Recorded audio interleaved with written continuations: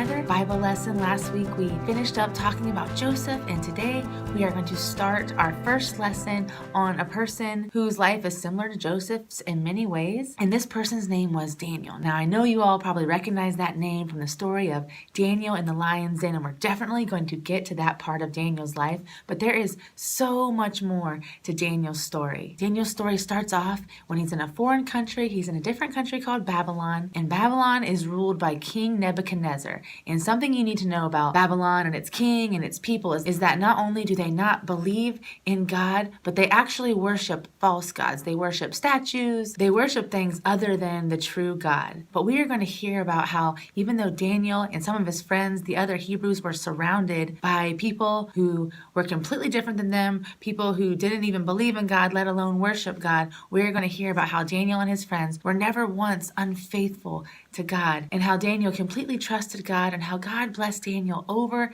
and over again, even when he was living in a place where sometimes it was illegal to pray and to even worship God. So the story starts off with Daniel and his friends Shadrach, Meshach, and Abednego, and they are new in Babylon. The country that the Hebrews were living in was conquered by King Nebuchadnezzar and his army, and now the Hebrews have come to Babylon to live. But King Nebuchadnezzar, he wants to see if any of the young men, the Hebrews that are new to his country, are smart enough and strong enough to work for him in the palace. And Daniel and his friends Shadrach, Meshach, and Abednego, they actually are really smart and they are really strong, and they've already impressed the king's advisors, the attendants that are kind of in charge of training the new men to see who is worthy of working for King Nebuchadnezzar. But one of the perks about being in this kind of training program is that the young men, they get to actually eat food from the king's table, which is like the best food in the country, right? The king is only going to eat the best food, and he wants these men to be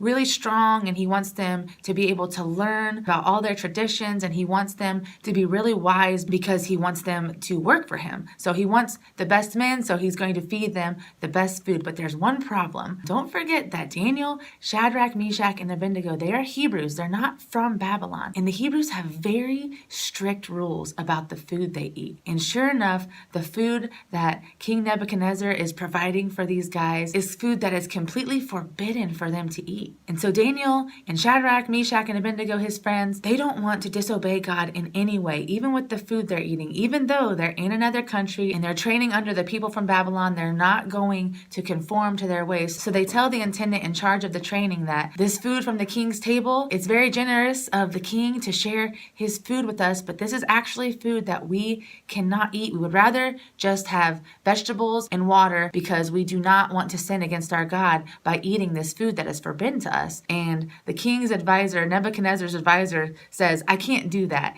The king wants you to be big and strong, and if I just feed you vegetables and water, you're going to be thin and weak. And he tells them, I will get in trouble. I could actually be killed. So like I said, Daniel's really smart. So Daniel kind of makes a deal with the king's advisor. He says, give me 10 days. Give us 10 days of just vegetables and water, and then see how strong we are, how much we're learning, and how we are compared to the rest of the men in the trainings. So the attendant, the advisor, he agrees. And so Daniel and his friends, they are allowed to eat just vegetables and water so they don't have to disobey God and go against the rules for the food that they're eating. So the attendant allows this. He has Daniel and his friends, they only eat vegetables and water during the next 10 days. And at the end of that 10 days, everyone can see that Daniel, Shadrach, Meshach, and Abednego, they are well ahead of the others in every part of the training. They are learning everything. They're just as strong and just as smart as everyone else, and actually stronger and smarter than everyone. And since the attendant knows he won't get in trouble because they're doing so well, he lets them eat just the vegetables and the water for the rest of the training. And they actually have to train for 3 years to try to be chosen by King Nebuchadnezzar. He's going to take a look at all the men in the training after the end of the 3 years, and he's going to hand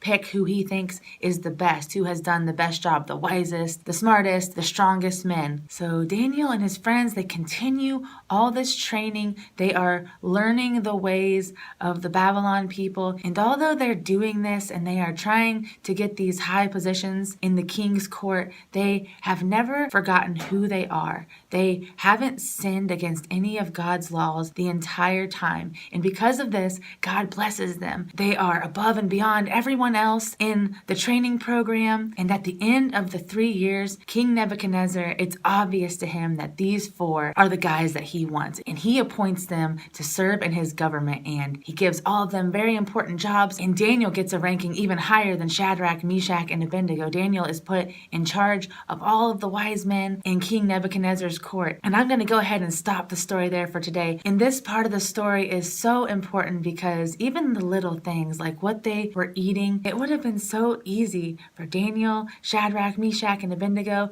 just to eat that food, wouldn't it? Just to eat the food that everyone else was eating because they were already training to learn more about the ways of the people in Babylon. They were going to work with the king, so it would have been so easy just to eat the same food as everyone else. It would have been easy to just do what everyone else was doing, but they didn't. And God saw that and God blessed them. And all 4 of them excelled in that training program and were eventually made the 4 top men in King Nebuchadnezzar's court. And as we keep learning about Daniel, you guys are going to find out that this is just how Daniel is. Daniel never stops trusting God.